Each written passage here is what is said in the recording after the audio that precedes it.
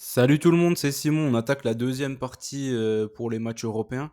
Du coup, on va partir sur la Ligue Europa maintenant. L'Europa League qui nous aura pas réussi il y a 15 jours, 60% de réussite, c'est pas terrible, c'est vraiment pas fameux. On va essayer de faire mieux ce coup-ci. On va revoir déjà les fautes qui nous sont arrivées il y a 15 jours. Le Betis Séville. Du coup, le Betis Séville qui ont gagné 15-0 contre l'Aris Limassol. Bon, concrètement, ce qui s'est passé, c'est qu'il a mis l'équipe bis, ils ont eu pas mal d'occasions, Laris, ils ont rien eu. Donc voilà, franchement, c'était pas terrible. L'OM, le BTTS, on s'en sort en plus plutôt bien, selon moi, parce que la EK, ils ont pas existé du match.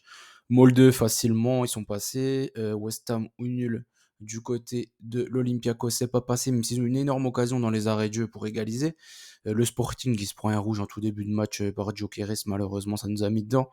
L'over 1,5 du côté du Sparta, le Rangers, ils venaient de changer de coach et malheureusement, du coup, ils ont bétonné plus qu'autre chose. Et ils ont même failli l'emporter en fin de match. Ça aurait été un hold-up parfait. L'Atalanta, l'over de but, là, bon, là, je m'en sors bien parce que du coup, l'Atalanta n'a pas gagné. Fribourg a fait le taf assez facilement et surtout, ils avaient une super cote à la mi-temps. Ça valait vraiment le coup hein, du côté de TSC qui n'existait pas de toute façon. Ensuite, du coup, il y a eu quoi? Il y a eu qu'un seul score exact, là, par contre, en Europa League. Bon, ouais, c'est pas terrible. L'Union Saint-Gilloise, en plus, dans les arrêts de jeu, on s'en sort très bien sur ce bet-là. Tiraspol, l'over 1,5, 1-1, donc on s'en sort plutôt bien. Under 3,5 à Rennes, on s'en sort plutôt bien, du coup, aussi. Liverpool 5-1, bon, ça, c'était facile. Brighton, l'Ajax, ils ont eu un poteau, mais ils ont fait que ça du match, ils ont été inutiles, inexistants. Leverkusen, c'est passé largement. Et la Roma contre le Slavia, le truc c'est que le Slavia, ils ont limite eu plus d'occasions que la Roma, mais par contre, devant le but, franchement, ils font strictement n'importe quoi. Du coup, les trois compétitions européennes, 73% de réussite, c'est nickel. Dommage pour la Ligue Europa qui a un peu flingué le pourcentage. On attaque maintenant les bêtes pour la semaine pro. Le groupe A, c'est celui de West Ham, de Fribourg, de l'Olympiakos et de Topola. Du coup, l'Olympiakos, ça les relance complètement la victoire contre West Ham. Donc voilà, ils ont bien fait de gagner parce qu'ils avaient fait n'importe quoi à Topola. Tout le monde marche sur Topola sauf l'Olympiakos. Premier match, West Ham contre l'Olympiakos, le match retour. Du coup, il y a eu 2-1 à l'aller. Là, ce que j'ai fait, c'est que j'ai pas voulu prendre West Ham parce que l'Olympiakos, ils vont aller chercher quelque chose là-bas. Ils avaient fait déjà un bon petit match. C'était quoi? C'était à Genk, je crois, qui se sont qualifiés en barrage. Donc là, je pense que West Ham reste au-dessus, mais j'ai préféré prendre un over de but sur ce match-là. Fribourg contre TSC Topola. Bon, là, je vais pas m'éterniser. Je pense que Fribourg va écraser Topola. Je suis parti sur un 3-0. Le groupe B maintenant, de l'OM, de l'AEK, de Brighton et de l'Ajax. L'OM, ce qu'on voit comme ça dans le groupe quand même, c'est que mine de rien, si l'OM et Brighton s'imposent, on connaît quasiment les deux qualifiés. Je pense que ça devrait être plié. Premier match, l'Ajax contre Brighton. Le petit truc là qu'il faut pas négliger, c'est que l'Ajax, ils viennent de changer de coach. Là, ils ont gagné hier 2-0 leur match contre des équipes, une équipe vraiment nulle, la Volendam, là, je sais pas quoi. Donc voilà, c'était vraiment normalement un match facile. Ils ont gagné 2-0, ils n'ont pas pris de but, ce qui est très très surprenant pour eux. Donc voilà, là, je pense que sur ce match-là, même s'ils n'ont pas existé à l'aller, l'Ajax, j'ai préféré prendre une nouvelle fois le BTTS. Et j'ai mis un petit avantage, Brighton quand même. Pour le moment, il y a eu quoi? 2, 4, 6. Il y a eu 6 matchs. 6 matchs, le BTTS, il est passé 5 fois sur 6. Voilà. Donc franchement, dans tous les cas, ça valut. Je pense qu'il devrait passer cette fois-ci une nouvelle fois. L'OM contre l'AEK, bon là franchement j'ai hésité, je me dis est-ce que je reprends le BTTS comme d'hab dans ce groupe-là ou est-ce que je change? Eh ben j'ai changé. Pour une fois j'ai voulu changer. Pourquoi? Parce que l'OM n'est pas favori sur ce match-là à l'AEK alors que sur le match aller, il n'y a eu qu'une équipe sur le terrain. Pourtant l'OM, ils ont été vraiment pas bons du tout, hein, franchement. C'est peut-être un des matchs les plus mauvais, les moins aboutis, j'ai trouvé moi de l'OM de ces dernières semaines. Donc là, du côté d'Athènes, je pense qu'ils vont être plutôt en forme, comme ils n'ont pas joué le week-end dernier, avec le match reporté contre Lyon. D'ailleurs, le match reporté contre Lyon, ça va leur donner des matchs tous les 3 jours pendant plein de semaines. Ouais, il va falloir les reins solides du côté des Marseillais, parce que ça va être compliqué, je pense. Le... C'est quoi? C'est le calendrier de fin novembre-décembre. Je crois que c'est début décembre qu'il a été repoussé. Il va être très compliqué. Il faudra faire gaffe quand même. Et là, ils vont avoir le retour de Pape Gay d'ici peu. Je crois que en début décembre, il doit revenir Pape Gay. Ça va leur faire du bien quand même pour faire un peu de rotation au milieu de terrain, sachant qu'on Kondogbia est tout le temps blessé, de toute façon, là. Donc c'est un peu compliqué de compter sur lui actuellement. Revenons à nos moutons, revenons à ce match-là. Je pense que l'AEK, ils m'ont rien montré au match aller. Donc je vois pas l'OM perdre là-bas. L'OM n'est pas favori. Donc ça permet de prendre l'OM ou nul. Et je suis parti sur une victoire de l'OM de but à 1. Le groupe C maintenant. Le groupe C du Betis, du Sparta Prague, du Glasgow Rangers et de l'Aris Limassol. Premier match, les Glasgow Rangers contre le Sparta. Je pense que le Sparta, Glasgow Rangers, le match aller, il y a eu 0-0. Je m'attendais à un match spectaculaire. Je pense que ça va pas faire un match en bois à l'aller comme au retour. Je pense que les Glasgow Rangers, ils ont pris un peu forme là. Ils ont fait un bon petit match. Ils ont marqué 3, 4, 5, je sais même plus. Pas hier, avant-hier. Je les avais mis en plus, donc ils ont gagné 4-5, je sais plus, ils ont tous marqué. De Serre, s'il est rentré, il a marqué, etc. Je pense que l'équipe, elle commence à prendre forme avec Clément, là, Philippe Clément. Donc voilà, je me dis que mine de rien, ils peuvent faire quelque chose, jouer un match avec des buts. Le Sparta Prague, qui est pour moi une meilleure équipe que Glasgow Rangers, je suis parti sur un nul et un over 1,5 but sur ce match-là. Le Betis contre l'Aris Limassol, à l'aller, le Betis, l'équipe B du Betis a éteint cette équipe d'Aris Limassol. Je vois pas pourquoi au retour, il les éteindrait pas. Je vois sur une victoire du Betis 2 buts à 0. Avec cette victoire-là, si ça se confirme le nul de l'autre côté, je pense que le Betis Séville a quasiment acquis sa première place. Le groupe D maintenant de l'Atalanta qui a fait une contre-perf, et du Sporting qui a aussi fait une contre-perf. Les matchs allés. Donc là, je les vois faire le taf l'un comme l'autre au match retour.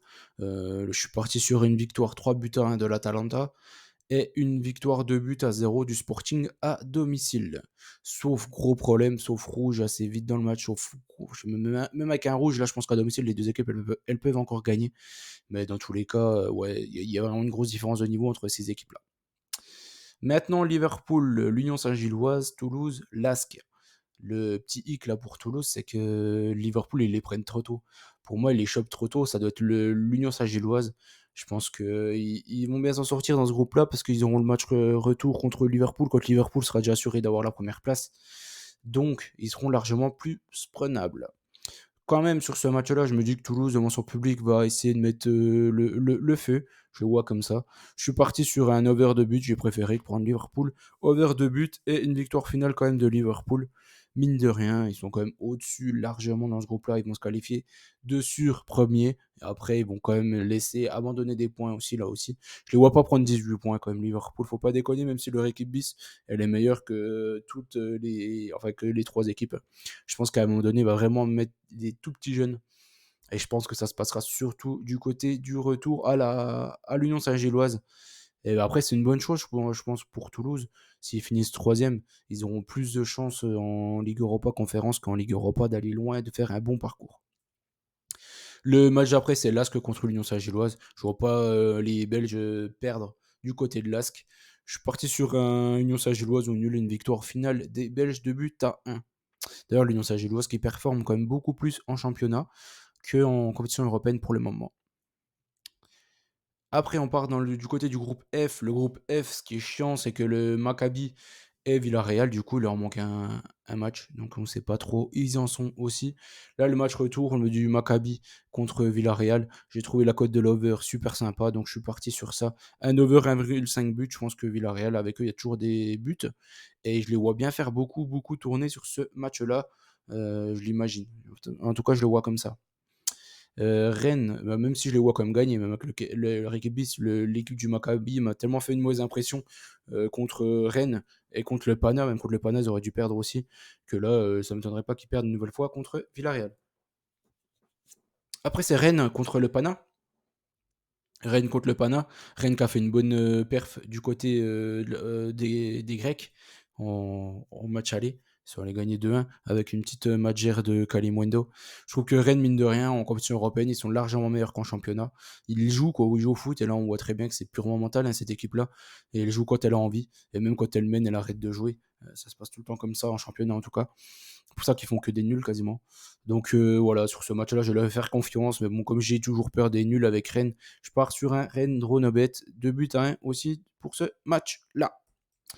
Après, on part dans le groupe G. C'est la Roma, le Slavia, le Servette de Genève et Tiraspol, les chéris Tiraspol, les Moldaves. Du coup, les Tchèques ont fait un bon petit match du côté de la Roma, mais ils ont perdu. La Roma, clairement, ils ont juste à choper un nul en terre tchèque pour quasiment s'assurer la première place. Là, après, ils auront quoi? Ils auront 3 points d'avance. Il reste 2 matchs, sachant qu'ils jouent le Servette de Genève et Tiraspol. Ils vont au moins en choper un des deux. Et en choper un des deux, ils seront sûrs d'être premiers. Donc voilà, je vois ça. Je vois la Roma aller chercher son petit nul du côté de la terre tchèque et faire le taf derrière. Je suis pas sûr que ça dans ce groupe-là, je le vois comme ça, en tout cas. Le Servette de Genève contre Tiraspol, les Servette de Genève qui a beaucoup dominé le match en Moldavie. Et au final, ils se sont pris un but en fin de match et ils ont fait un partout. Du coup, là, je les vois faire le taf à domicile. J'ai couvert avec le nul et je pars sur un 2-0 Servette de Genève. Le dernier groupe maintenant, c'est le groupe H de Leverkusen. Leverkusen qui se balade, que ce soit en championnat ou dans toutes les coupes. Franchement, ils vont être difficilement sortables. Ils ont quasiment deux effectifs. Quand tu as sur le banc Amiri, Lozek, Chic, il y a qui d'autre? Adli. Ils ont vraiment deux équipes, hein, franchement, les Verkusen. Donc il y a de quoi faire. Je pense que là, ça, ils vont faire beaucoup tourner aussi. Et ils devraient quand même s'imposer sur les terres de Karabakh. Et en gagnant ce match-là, ils pourront vraiment mettre la CFA sur les deux derniers. Ils seront sûrs d'être premiers. Donc voilà. Je pars sur ça. Les Verkusen gagnent 3 buts à 1. Dernier match, c'est Haken contre Molde. Molde qui a explosé les Suédois à domicile. Donc là, je les vois pas perdre. Du coup, en terre suédoise au retour. Je pense qu'il y a quand même un gros écart de niveau entre ces deux équipes-là. Et moi, de base, je partais du principe que Molde se qualifiait et terminait deuxième de ce groupe-là. Je pense qu'en gagnant à Haken, euh, et si Leverkusen fait bien le taf aussi de son côté, du côté de Karabakh, ça va relancer le groupe et ils pourront se qualifier. Molde ou nul et 2 buts à 1 pour Molde en score exact. Mes bêtes, je suis parti sur 2 bêtes. Je suis parti sur le Betis, le Sporting et l'Atalanta gagne pour faire une cote supérieure à 2. Ainsi que Leverkusen gagne, Molde au nul, Roma au nul en deuxième bête. Bon, je pense que tout peut passer ici.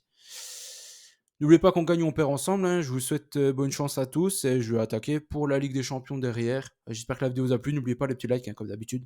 Je vous fais confiance. Ciao, ciao tout le monde.